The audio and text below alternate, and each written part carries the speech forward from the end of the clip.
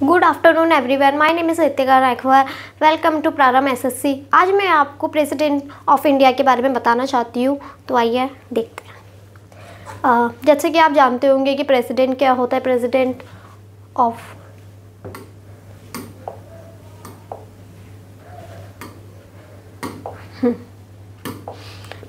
Of India. आज मैं आपको प्रेसिडेंट ऑफ इंडिया के बारे में बताना चाहती हूँ, जो कि एक बहुत इम्पॉर्टेंट टॉपिक है। तो आइए देखते हैं। आज मैं आपको बताती हूँ प्रेसिडेंट के बारे में। तो अब मैं आपको एडिशनल इन्फॉर्मेशन देती हूँ कि आप जैसे कि जानते होंगे कि प्रेसिडेंट क्या होता है। प्रेसिडेंट एक बहुत बड़ी पावर है इंडिया की, और वो फर्स्ट नंबर में उनको रखा जाता है। तो आइए मैं आपको बताती हूँ कि जैसे कि आपको मैं बेसिक इन्फॉर्मेशन देती हूँ। जैसे कि हमारे जो प्रेसिडेंट है उनको हमने उनको पार्ट 5th में रखा हुआ है। किस में रखा हुआ है? पार्ट 5th में। तो आपको पता है कि हमारे इंडिया में 2 पावर होती है, प्रेसिडेंट एंड वाइस प्रेसिडेंट, ठीक है, जो कि वाइस प्रेसिडेंट के नीचे होता है। तो वही है कि हम ये देखेंगे कि हमारा आर्टिकल, हमारा जो शेड्यूल है वो किस में क्या होता है, ये प्रेसिडेंट का कैसे क्या लिखा जाता है। तो आपको मैं बताती हूँ कि ये जो प्रेसिडेंट है ये पार्ट 5th में है, ठीक है। और इसका आर्टिकल क्या है? इसका आर्टिकल हमारे में 52 से 52 टू 62, ये हमारा इस आर्टिकल में हमें प्रेसिडेंट के बारे में बता रखा है, ठीक है। ये बात आप ध्यान रखिएगा कि प्रेसिडेंट को पार्ट 5th में आर्टिकल 52 से 62 तक हमें बता रखा है प्रेसिडेंट के बारे में। एंड फिर आते हैं वाइस प्रेसिडेंट है हमारे, जो कि 62 से 71, ये हमारे वाइस प्रेसिडेंट के बारे में बता रखा है, ठीक है। और बाकी हमारे जो भी है, आपको पता है कि वाइस प्रेसिडेंट हो गए, वाइस प्रेसिडेंट हो गए, फिर उसके बाद हमारा गवर्नर होते हैं, फिर पीएम होते हैं, फिर आगे नीचे और भी एक्सेट्रा होते हैं, ठीक है। तो ये एक बेसिक इन्फॉर्मेशन थी जो कि आपको पता चल गया होगा। थोड़ा बहुत मैंने आपको बता दिया कि आर्टिकल में कौन कौन से आर्टिकल में क्या होता है। तो ठीक है, अब आपको मैं बिल्कुल क्लियर तरीके से बताती हूँ। देखिए इसमें क्या लिखा है कि प्रेसिडेंट, पीएम, गवर्नर। आपको मैंने बता दिया है कि फर्स्ट नंबर में प्रेसिडेंट होता है, ठीक है। फिर उसके बाद वाइस प्रेसिडेंट होते हैं, फिर उनके बाद गवर्नर होते हैं, फिर पीएम होते हैं, ठीक है। एंड आर्टिकल 52, आपको मैंने बताया कि आर्टिकल 52 में द प्रेसिडेंट ऑफ इंडिया, इसमें आर्टिकल 52 में ये बता रखा है हमें कि प्रेसिडेंट ऑफ इंडिया के प्रेसिडेंट होंगे। इसमें ये बता रखा है कि एक इन्होंने इन्फॉर्मेशन दी है कि आर्टिकल 52 में कि हमारे भारत में प्रेसिडेंट होंगे, प्रेसिडेंट ऐसी पावर होगी, ठीक है। फिर आर्टिकल 53 में हमें ये दे रखा है कि ये एक्सिक्यूटिव पावर हमें दे रखी है कि हमारे प्रेसिडेंट तो होंगे पर उनकी पावर क्या होगी, तो हमें ये बता रखा है। आर्टिकल 54 में हमें बता रखा है कि इलेक्टेड कैसे होंगे, अब हमारे प्रेसिडेंट तो बनेंगे, ये सब हो गया, हाँ। और पर ये हमें बता रखा है कि हमारे इलेक्टेड कैसे होंगे, इनके इलेक्शंस कैसे होंगे, वो आर्टिकल 54 में बता रखा है। आर्टिकल 55 में हमें बता रखा है कि मैनर इलेक्शन। अब आर्टिकल हमारे इलेक्शन तो होंगे बट मैनर कैसे किया जाएगा उन्हें, वो चीज़ में बता रखी है। आर्टिकल 56 में हमें ये बता रखा है कि टर्म ऑफ ऑफिस प्रेसिडेंट। अब हमें बता रखा है कि हमारा टर्म क्या होगा, हमारा किस किस वे में हमें ये इलेक्शन करवाने पड़ेंगे, क्या क्या टर्म है, तो हमें ये सब हमें 56 में बता रखा है। एंड 57 है, 57 आर्टिकल 57 में हमें एलिजिबिलिटी बता रखी है, री इलेक्शन। अब जैसे कि हमारा एलिजिबिलिटी बता रखी है कि हमारे जो प्रेसिडेंट होते हैं उनकी एलिजिबिलिटी क्या है, क्या क्या प्रोसेस है। फिर उसके बाद जब वो जो भी उनका टाइम पीरियड होता है वो ख़त्म हो गया, हाँ। अब जब उनका टाइम पीरियड ख़त्म हो जाता है फिर ये री इलेक्शन होते हैं। तो उसमें यही बता रखा है कि फिर जो री इलेक्शन होते हैं वो कैसे किए जाते हैं और कब कब किए जाते हैं, कैसे उनका टाइम पीरियड होता है, ठीक है। ये सब बता रखा है। आर्टिकल 58 है। आर्टिकल 58 में हमारी क्वालिफिकेशन है। जैसे आपको पता है कि आप अपना फॉर्म भरते होंगे, या बहुत लोगों ने एसएससी का फॉर्म या बहुत सारे फॉर्म निकलते हैं जो कि आपने भरे होंगे, तो उसमें हमारा मेन बहुत इंपॉर्टेंट चीज़ होती है जिसमें हमारा क्वालिफिकेशन सेक्शन भी होता है। तो इसमें वही चीज़ है कि क्वालिफिकेशन क्या होगी प्रेसिडेंट की, जब वो प्रेसिडेंट बनेंगे, जब इलेक्शन के लिए एलिजिबल हो पाए, हाँ, उनका भी एक प्रोसेस होता है, क्वालिफिकेशन होती है, ठीक है।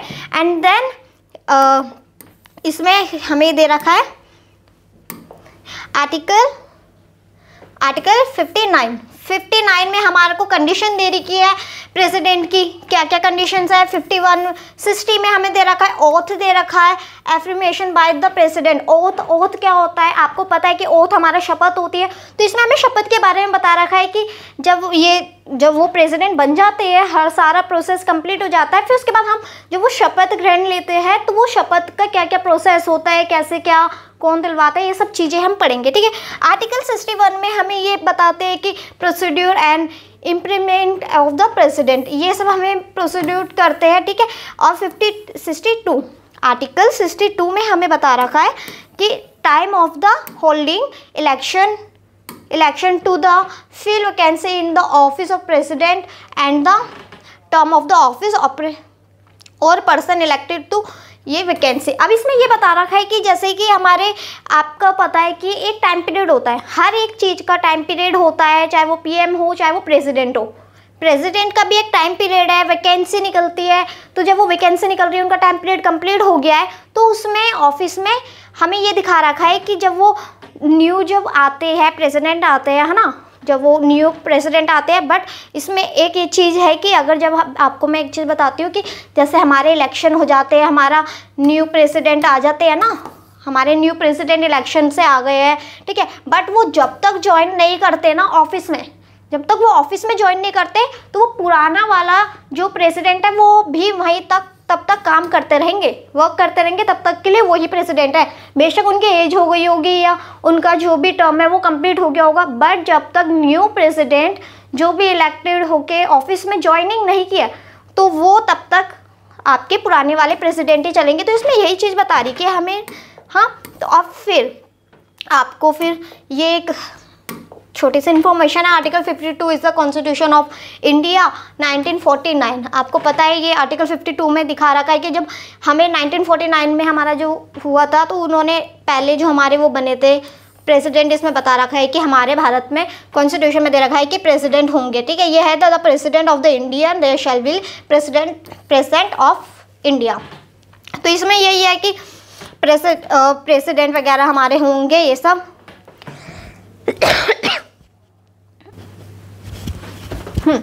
अब हम नेक्स्ट बढ़ते हैं आगे। इसमें हमारा टैग का ऑप्शन है। आपको पता है कि हमारे को टैग दे रखा है, प्रेसिडेंट को बहुत सारे टैग दे रखे हैं, जो कि जैसे कि प्रेसिडेंट क्या है, एक नॉमिनेट हेड है, नॉमिनल हेड क्या होते हैं आपको मैं बताती हूँ। नॉमिनल हेड हमारे प्रेसिडेंट को बता रखा है, किसको बता रखा है, प्रेसिडेंट को। बट आपको ये ध्यान रखना है कि जो हमारे रियल हेड है ना, वो है पीएम। रियल हेड हमारे पीएम है और नॉमिनल हेड हमारे प्रेसिडेंट है। क्यों है? क्योंकि आप जानते हैं कि प्रेसिडेंट तो अपना वर्क करते हैं, बट प्रेसिडेंट को काम कौन बताता है? पीएम हो गए, हमारे गवर्नर हो गए, ये सारे लोग होते हैं जो कि प्रेसिडेंट को बताया जाता है कि आपको ये करना है, और वो चीज़ करते हैं। मतलब यही चीज़ है कि नॉमिनल है। मेन जो रियल हेड होते हैं वो होते हैं हमारे पीएम। ये उन्हें बोलते हैं कि आपको ये वर्क करना है, एंड देन वो करते हैं, ठीक है।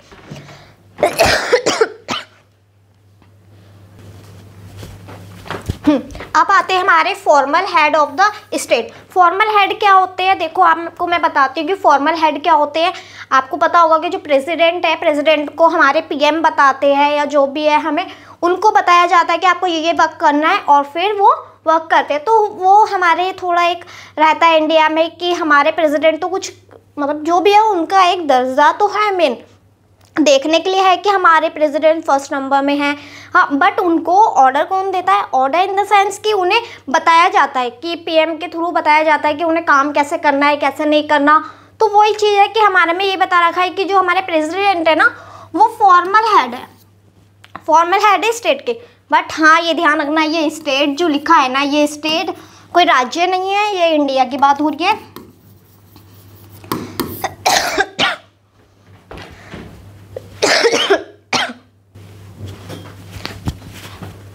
हाँ, सेरेमोनियल हेड है ये, ठीक है। ये तो आप जानते हैं कि हेड ऑफ द स्टेट, ये हम इन्हें हेड ऑफ द स्टेट भी बोला जाता है, हेड ऑफ गॉड प्राइम, ठीक है। इसमें हमें जो प्राइम मिनिस्टर है वो हमें बोलते हैं कि जो हमारे प्रेसिडेंट है ये फर्स्ट सिटीजन ऑफ इंडिया भी है।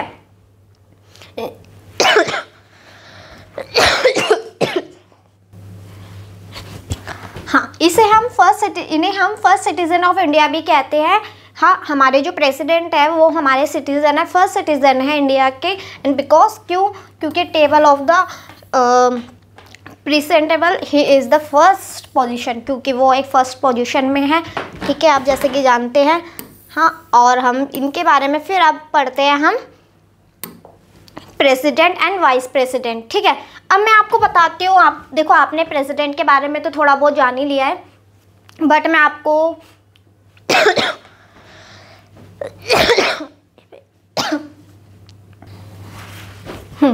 तो आपने प्रेसिडेंट के बारे में तो पढ़ लिया है, आपको थोड़ी बहुत इन्फॉर्मेशन मिल गई है, बट अब हम वाइस प्रेसिडेंट के बारे में भी बता देते हैं। ठीक है, कि वाइस प्रेसिडेंट कौन होते हैं, कैसे क्या होता है।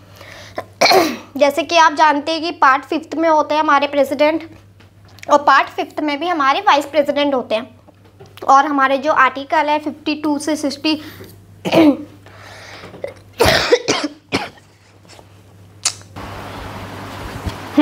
तो ये हमारे जो प्रेसिडेंट है आर्टिकल 52 से 62 तक हमें दे रखा है। एंड वाइस प्रेसिडेंट जो है हमारे वाइस प्रेसिडेंट का भी हमारा किस में दे रखा है 63 से 71, ये हमारे वाइस प्रेसिडेंट का आर्टिकल है। ठीक है, तो अब आपको पता है कि हमारे जो प्रेसिडेंट के इलेक्शन होते हैं वो डायरेक्ट इनडायरेक्ट होते हैं, और वाइस प्रेसिडेंट के भी इनडायरेक्ट होते हैं। ठीक है, तो ये इनडायरेक्ट क्या मतलब है, आप इनडायरेक्ट से क्या समझते हैं? इनडायरेक्ट का मतलब क्या होता है? आप जैसे कि पता है कि जैसे ये जनता है, ठीक है, यह हम लोग हैं, हम लोग इलेक्शन, हम वोट देते हैं, है ना। तो ये हो गया डायरेक्ट तरीका। ठीक है, ये डायरेक्ट तरीका है। बट हम जिन्हें चुनते हैं वो प्रेसिडेंट को वोट देते हैं, जिसको बोलते हैं हम इनडायरेक्ट। हम इनको इनडायरेक्ट बोलते हैं। ठीक है, जो कि आपको पता है कि हमारा जो इनके साथ रिलेशन हो जाता है प्रेसिडेंट्स के साथ, वो बिल्कुल इनडायरेक्ट हो जाता है, क्योंकि हम जिनको चुनते हैं वो उनको वोट देते हैं। तो इसमें यही ले रखा है कि जो इलेक्शन होते हैं वो इनडायरेक्ट वे में होते हैं, president and vice president. Optional presentation होता है, इनका भी यही होता है। ठीक है, प्रोपोर्शनल रिप्रेजेंटेशन क्या होता है? प्रोपोर्शनल रिप्रेजेंटेशन होता है जो हमारे एमएलए होते हैं, जो भी होता है, वो उनको वोट देते हैं। उनकी वोट के हिसाब से उनको देखा जाता है कि उनके कितना, जैसे एक एमएलए है हर एरिया के हैं, बट वो देखा जाता है कि सबसे ज़्यादा वोटिंग किसकी है स्टेट में। उनके फिर उनको जैसे कि एक एमएलए ये हो गया, बी ये हो गया, सी एंड डी ये हो गए। ठीक है, ये उम्मीदवार है, बट इनके किसी के 1 है, 2 है, 3 है, 4 है। ठीक है, अब ये एक वाला तो कट जाएगा। ठीक है, और जो 1 है इनके वोट बढ़ जाएंगे आगे। अब फिर कम वाला देखेंगे हम, ये 2 है, 2 वाला भी कट जाएगा। अब ये जो 2 वोट है ये भी एक इनको बढ़ जाएगा। ठीक है, अब फिर जो लास्ट में बचता है उनको हम अपोजिशनल रिप्रेजेंटेशन कहते हैं। He is not a member of the house. हाँ, ये आपको ध्यान रखने वाली चीज़ है, ये बहुत इंपॉर्टेंट है कि जो प्रेसिडेंट है वो किसी भी मेंबर के, किसी भी हाउस के मेंबर नहीं होते। किसके? राज्यसभा हो गई और लोकसभा etc। ठीक है, मिनिमम एज इनकी क्या होती है? 35 होती है। आपको पता है कि जो प्रेसिडेंट हमारा जो इलेक्शन होता है इनका, तो इनकी मिनिमम एज होती है 35। ठीक है, वैसे ही वाइस प्रेसिडेंट होता है। वाइस प्रेसिडेंट भी किसी भी मेंबर का किसी भी हाउस का मेंबर नहीं होता है, और बट ये किसी भी मेंबर का वो मेंबर नहीं होता किसी भी हाउस का। बट ये कौन होते हैं? ये होते हैं चीफ। ये कौन होते हैं? चीफ होते हैं। ये किसके? चेयरमैन होते हैं, चेयरमैन ऑफ राज्यसभा। ये राज्यसभा के चेयरमैन होते हैं। ठीक है, ये कौन होते हैं? राज्यसभा के चेयरमैन होते हैं। एक्स मतलब एक्स्ट्रा। ठीक है, इनकी मिनिमम एज होती है 35। ठीक है, इनका भी सेम यही है।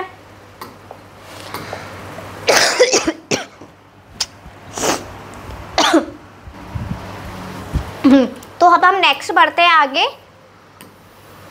नेक्स्ट क्या है हमारे? क्वालिफिकेशन। अब आपको पता है कि प्रेसिडेंट तो बन गए, मतलब जो भी है प्रेसिडेंट जब वो बन रहे होते हैं तो उनका क्वालिफिकेशन भी देखा जाता है। जैसे कि आप फॉर्म फिल करते हैं तो आपको पता है कि आपका एक सेक्शन क्वालिफिकेशन का भी होता है, वैसे ही हमारे प्रेसिडेंट एंड वाइस प्रेसिडेंट का भी क्वालिफिकेशन देखा जाता है। ठीक है, तो इनका क्या होता है क्वालिफिकेशन? पहले तो ये होता है कि ये सिटीजन ऑफ इंडिया होने चाहिए, इंडिया के नागरिक होने चाहिए। वाइस प्रेसिडेंट का भी यही है, must complete in 35 year of age. इनके आपको पता है कि ये 35 ईयर इनकी कंप्लीट हो के होते हैं, एज इतनी होनी चाहिए, इनके भी यही है। Eligibility to become a member of the Lok Sabha. हाँ, आपको मैं एक ये इन्फॉर्मेशन देती हूँ, ये बहुत इंपॉर्टेंट है, इसको ध्यान रखना। आपको मैंने जैसे कि बताया कि प्रेसिडेंट और वाइस प्रेसिडेंट किसी भी हाउस के मेंबर नहीं होते, बट क्या होना चाहिए कि इनके अंदर एलिजिबिलिटी होनी चाहिए।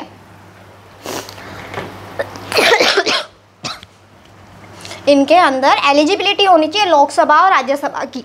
ठीक है, बेशक वो मेंबर नहीं है किसी भी हाउस के, बट इनके अंदर एलिजिबिलिटी होनी चाहिए।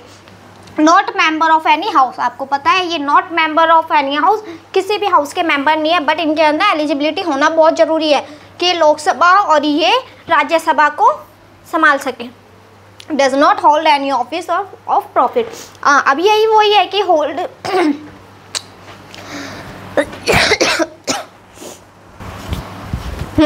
ये हमारा ये सेक्शन कंप्लीट हो गया एंड देन हम इलेक्शन में आते हैं। आपको पता चल गया है कि हमारा क्वालिफिकेशन क्या होता है। अब हम ये जानेंगे कि हमारे इलेक्शन कैसे होते हैं, मीन्स कि हमारे कैसे होने चाहिए। आपको पता है कि इनडायरेक्ट इलेक्शन होते हैं हमारे प्रेसिडेंट के और वाइस प्रेसिडेंट के भी।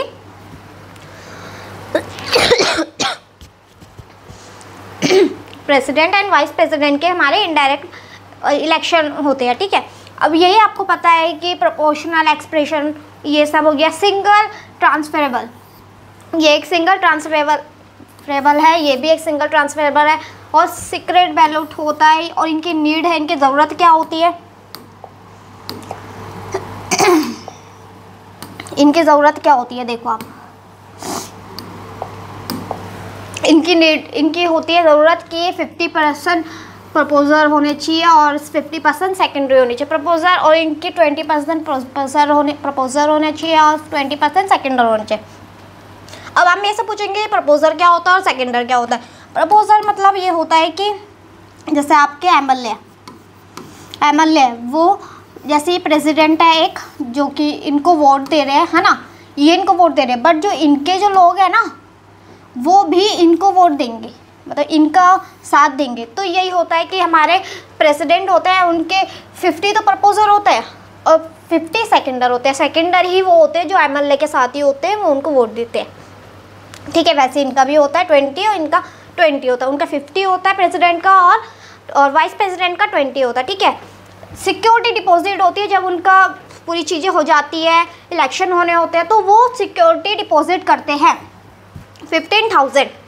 कितनी? दोनों ही 50,000 सिक्योरिटी डिपॉजिट करते हैं by election commission of India, dispute handle bye SC. अब आपको पता है कि हमारे जो इलेक्शन होते हैं वो भी हमारा इलेक्शन कमीशन ऑफ इंडिया कराता है, और हमारे प्रेसिडेंट और वाइस प्रेसिडेंट के भी election of commission of India यही कराता है। ठीक है, एंड देन नेक्स्ट हमारा है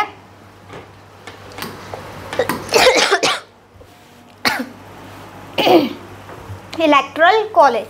अब आपको पता है कि जब हमारे वो हो गए हैं, इलेक्शन हो गए हैं, मतलब इलेक्शन होने वाले हैं, जो भी हमारे इलेक्शन हो गए, और हमारा जो इलेक्टेड मेंबर होते हैं राज्यसभा के, है ना, जो हमारे इलेक्टेड मेंबर है राज्यसभा के, कौन कौन करता है उन्हें इलेक्टोरल कॉलेज, मतलब उनको वो वोट कौन कौन देता है। ठीक है, बात ध्यान रखना, प्रेसिडेंट को वोट कौन देता है, इलेक्टेड राज्यसभा देता है। ठीक है, और एमएलए देते हैं, एंड इलेक्टेड ऑफ दिल्ली और Puducherry and Jammu Kashmir.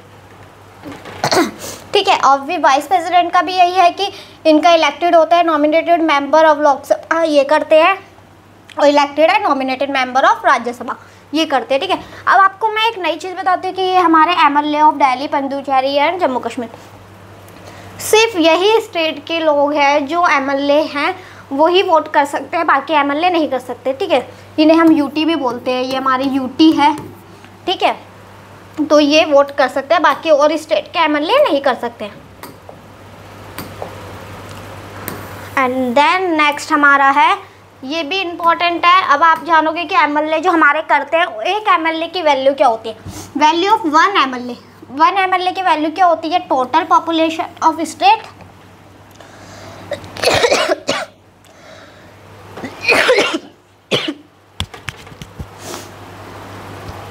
Total population of state, total number of elected number, ठीक है। अब ये कैसे में टोटल पॉपुलेशन ऑफ स्टेट होता है, ठीक है, इनटू अपॉन में कितना आता है, इलेक्टेड मेंबर आते हैं हमारे, इलेक्टेड मेंबर आते हैं, और क्या होता है 1/1000 ये करते हैं। जैसे कि आप मान लो हमारे टोटल पॉपुलेशन ऑफ स्टेट कितनी है 100 और उनके इलेक्टेड मेंबर कितने हैं 20 इंटू 1/100, ठीक है। अब ये आप काट लो, इससे आपको पता चल जाएगा।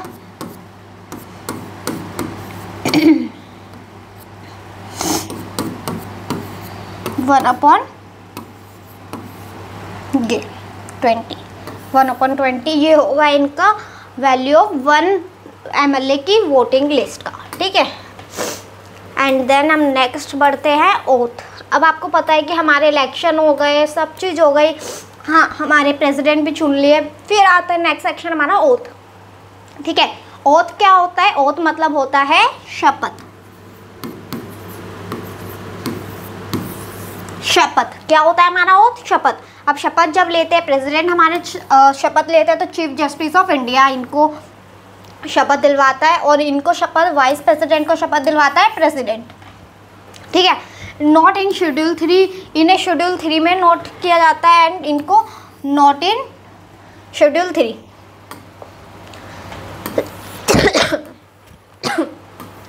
हाँ ये भी है टेनर। ये क्या होता है कि प्रेसिडेंट है कि 5 years of date of the entry of office, and president है 5 year of from the date of entry of office, ठीक है। जो 5 year का इनका टाइम पीरियड होता है, आपको पता है कि जब एक प्रेसिडेंट आया है, ठीक है, एक प्रेसिडेंट है, उनका एक 5 पीरियड होता है कि 5 साल का 5 साल का एक पीरियड होता है, उसके बाद फिर वो चले जाते हैं, उनकी एज हो जाती है, जो भी होता है, ठीक है।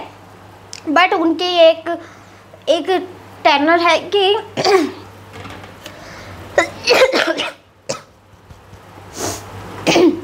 उनका एक टेनर है कि जो उनका जो 5 साल कंप्लीट हो जाते हैं ना, फिर उसके बाद जब कोई नया प्रेसिडेंट आता है, बट जब तक वो जाते नहीं है, जब तक पुराना वाला प्रेसिडेंट ज्वाइन ना कर ले ऑफिस, जब तक वो ऑफिस ज्वाइन नहीं करता तब तक वो नहीं जाते, तब तक के लिए वो वहीं रहते, बेशक उनको रिटायर हो गए हो या एज ज़्यादा हो गई है, कुछ भी XYZ रीज़न हो।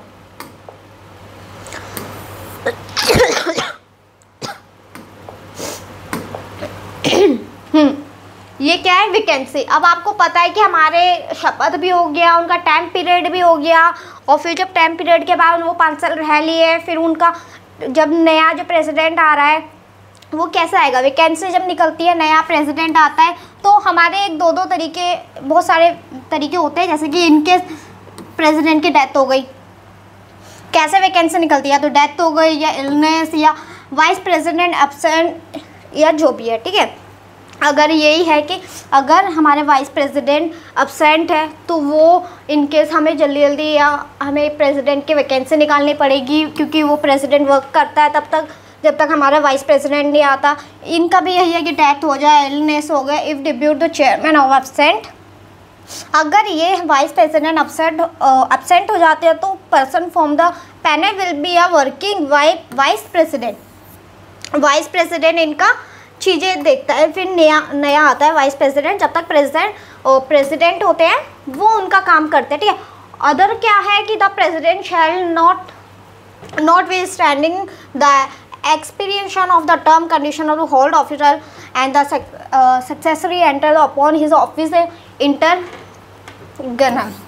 इसमें ये बोला रखा है, यही जो मैंने आपको बताया है कि एक टर्म है इनकी कंटिन्यू है, तो होल्ड ऑफिस की, जैसे हमारे प्रेसिडेंट अगर वो आने वाले होते हैं, तो वो जब तक ऑफिस में ज्वाइन नहीं कर ले, जब तक वो ऑफिस में टर्म एंटर नहीं हो जाए, तब तक वो होल्ड ही रहते हैं, वो प्रेसिडेंट वहीं रहते हैं, ठीक है, वो नहीं जाते। बेशक उनको एक मैक्सिमम टाइम दिया जाता है कि भाई आप 6 मंथ तक आप जो भी है, पर हाँ जब कोई प्रेसिडेंट रिटायर होने वाला होता है या कुछ भी होता है तो उनको 2 मंथ का टाइम, 2 मंथ पहले ही उनके इलेक्शन कर दिए जाते हैं। जब लग रहा है कि हाँ भाई ये प्रेसिडेंट है, ये रिटायर होने वाला है या उनकी एज होने वाली है, कुछ भी है, तो इनके 2 मंथ पहले ही इलेक्शन की चीज़ें हो जाती है शुरू, ठीक है। Until the accepting the president will hold office, फिर वो होल्ड जो भी है ऑफिस ज्वाइन करते हैं न्यू।